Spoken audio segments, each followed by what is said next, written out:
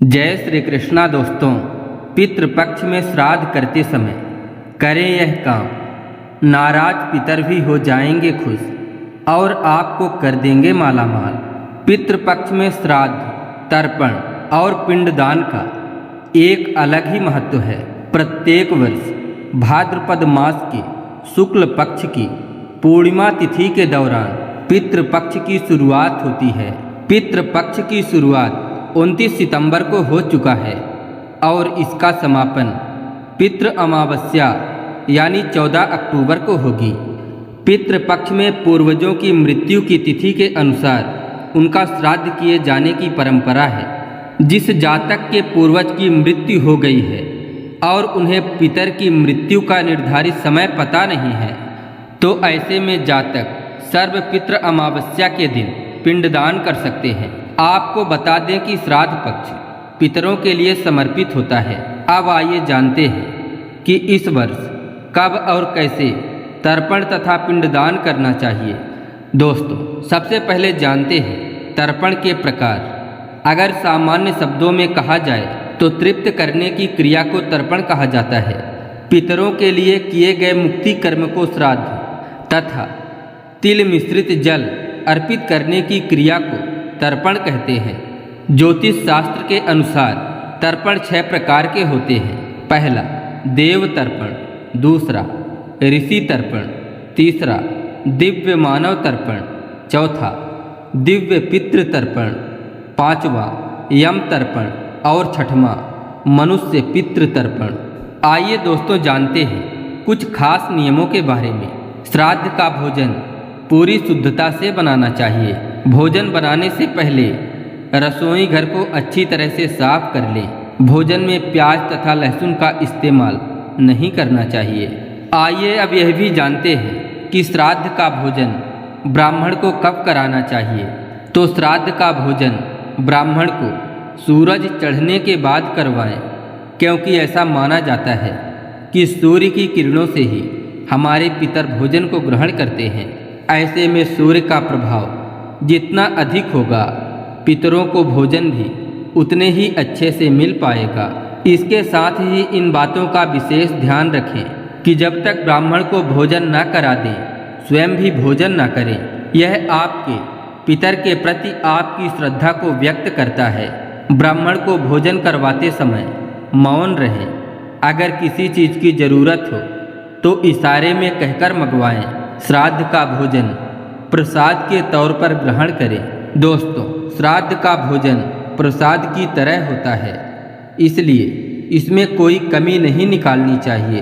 ब्राह्मण को भोजन करवाते समय यह भी ना पूछे कि भोजन कैसा बना है। ब्राह्मण भोज के उपरांत आप स्वयं भी उसे प्रसाद के तौर पर ग्रहण करें।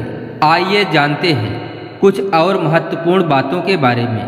श्राद्ध के भोजन को या तो पत्तल में खिलाएं या फिर चांदी कांसे के बर्तन में खिलाएं। इस दौरान कांच या मिट्टी के बर्तन का उपयोग बिल्कुल ना करें। ब्राह्मण को भोजन करवाने के बाद उन्हें यथाशक्ति दान दक्षिणा जरूर दें और उनके जाते समय उनका पैर छूकर आशीर्वाद लें। ब्राह्मण को भोजन करवाने के बाद मन में पितरों को याद कर भूल चूक के लिए क्षमा याचना करें। इसके बाद ही अपना व्रत खोलें और प्रसाद ग्रहण करें तथा पूरे परिवार को भी खिलाएं। रात के समय में दक्षिण दिशा की ओर पितरों के नाम पर सरसों के तेल का एक दीपक जलाएं। इस विधि से पितरों की आत्मा को शांति मिलती है। जिस दिन श्राद्ध करना है उस दिन स्नान करने के बाद पूरे घर की साफ सफाई करें। घर में गंगा जल और गौमूत्र भी छिड़कें यदि संभव हो तो। इसके बाद दक्षिण दिशा में मुंह करके बाएं पैर को मोड़कर और बाएं घुटने को जमीन पर टिकाकर बैठ जाएं। इसके बाद तांबे के चौड़े बर्तन में काला तिल, गाय का कच्चा दूध, गंगा जल और पानी डालें। अब उस जल को दोनों हाथों में भरकर सीधे हाथ के अंगूठे से उसी बर्तन में गिराएं। इस तरह 11 बार करते हुए पितरों का ध्यान करें। आइए दोस्तों, आप जानते हैं पितृपक्ष में श्राद्ध करने की विधि। पहला, महिलाएं शुद्ध होकर पितरों के लिए भोजन बनाएं। और ध्यान रखें कि भोजन बनाते समय किसी भी प्रकार की गलती ना करें। दूसरा, किसी श्रेष्ठ ब्राह्मण को न्योता देकर बुलाएं, ब्राह्मण को भोजन करवाएं और निमंत्रित ब्राह्मण के पैर धोकर कुछ चीज़ों का दान अवश्य करें। ऐसा करते समय पत्नी आपके दाहिने तरफ होना चाहिए। तीसरा, आपको इस बात की भी विशेष रूप से ध्यान रखने की जरूरत होगी कि ब्राह्मण या किसी गरीब को भोजन परोसते समय प्रसन्न होकर ही भोजन परोसें। भोजन के बाद यथाशक्ति दक्षिणा और अन्य सामग्री दान करें।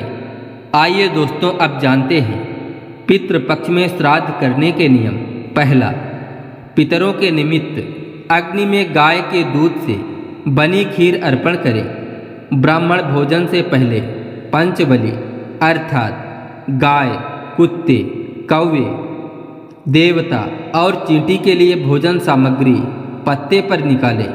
ऐसी मान्यता है कि पितर इन्हीं 5 रूपों में धरती पर आते हैं और अपनी संतानों को आशीर्वाद देते हैं। दूसरा, इसके बाद दक्षिण दिशा में मुँह करके कुश, जौ, तिल, चावल और जल लेकर संकल्प करें और 1 या 3 ब्राह्मण को भोजन कराएं। भोजन थाली अथवा पत्ते पर ब्राह्मण हेतु परोसें। आइए दोस्तों, अब जानते हैं कि पितृपक्ष में किस चीज़ का दान करना चाहिए।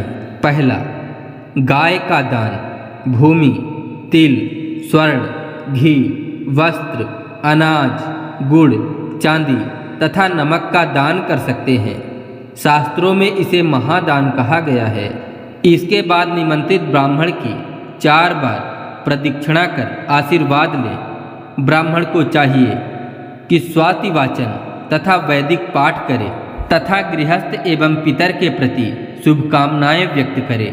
दूसरा, पितृपक्ष के दौरान आपको इन बातों का भी ध्यान रखने की जरूरत होगी कि श्राद्ध में सफ़ेद फूलों का ही उपयोग करें। श्राद्ध करने के लिए दूध, गंगाजल, शहद, सफ़ेद कपड़े, अभिजीत मुहूर्त और तिल मुख्य रूप से जरूरी है। पितृपक्ष में इन बातों का भी ख्याल रखें। पितृपक्ष में श्राद्ध करते समय यदि कोई भिक्षुक आ जाए तो उसे आदरपूर्वक भोजन करवाना चाहिए। जो व्यक्ति ऐसे समय में घर आए याचक को भगा देता है उसका श्राद्ध कर्म पूर्ण नहीं माना जाता और उसका फल भी नष्ट हो जाता है। शाम के समय ना करें श्राद्ध, शुक्ल पक्ष में रात्रि में और ऐसे दिन जब 2 तिथियों का योग एक ही दिन हो रहा हो तथा अपने जन्मदिन पर कभी श्राद्ध नहीं करना चाहिए। धर्म ग्रंथों के अनुसार सायंकाल का समय राक्षसों के लिए होता है, अतः शाम के समय भी श्राद्ध कर्म नहीं करना चाहिए। अब जानते हैं पितरों का पसंदीदा भोजन। पितरों की पसंद का भोजन दूध, दही, घी और शहद के साथ अन्न से बनाए गए पकवान जैसे खीर आदि हैं। इसलिए ब्राह्मण को ऐसा भोजन कराने का विशेष ध्यान रखें। तैयार भोजन में से गाय, कुत्ता, कौवा, देवता और चींटी के लिए थोड़ा सा भाग जरूर निकालें। इसके बाद हाथ में जल, अक्षत, फूल और तिल लेकर ब्राह्मणों से संकल्प लें। अब जानते हैं पितृपक्ष में भोजन के नियम। पितृपक्ष में कुत्ते और कौवे के निमित्त निकाला भोजन कुत्ते और कौवों को ही खिलाएं, किंतु देवता और चींटी का भोजन गाय को खिला सकते हैं। इसके बाद ही ब्राह्मणों को भोजन कराएं।